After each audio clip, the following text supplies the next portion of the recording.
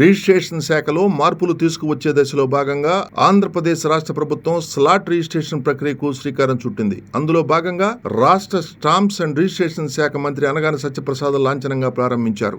Ongole registration శాఖ కార్యాలయంలో slot రిజిస్ట్రేషన్లు ప్రారంభమయ్యాయి. తొలుత కొంత ఆలస్యమైనప్పటికీ తర్వాత రిజిస్ట్రేషన్లు ప్రారంభమయ్యాయి. రిజిస్ట్రేషన్ శాఖ డీఐజీ పుష్పలత మాట్లాడుతూ స్లాట్ సిస్టమ్ ద్వారా రిజిస్ట్రేషన్ ప్రక్రియ ప్రారంభమైందని, గంటలోనే ఒక రిజిస్ట్రేషన్ జరిగిందని తెలిపారు. కార్యక్రమంలో రిజిస్ట్రేషన్ శాఖ అధికారులు, సిబ్బంది పాల్గొన్నారు.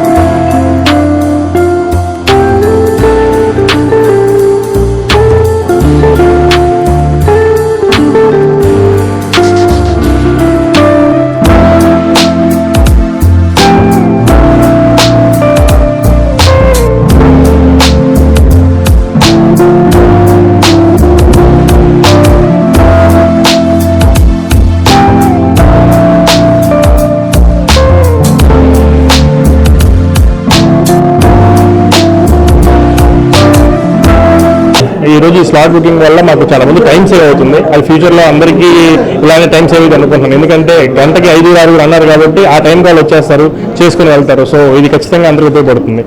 అదే అంతా హ్యాపీ అండి. ఓన్లీ 1.5 అవర్ లోపే అండి. 1 అవర్ లోపే, పెద్ద టైం ఏం పట్టలేదు. అంటే ఫస్ట్ టైం కాబట్టి కొంచెం కేయాస్ ఉంది, బట్ 1 అవర్ లోపే పని అయిపోయిందండి. ఈ రోజు నుంచి ఒంగోలు రిజిస్ట్రార్ ఆఫీస్ కార్యాలయంలో స్లాట్ బుకింగ్ ద్వారా రిజిస్ట్రేషన్ ప్రక్రియ మొదలుపెట్టాము.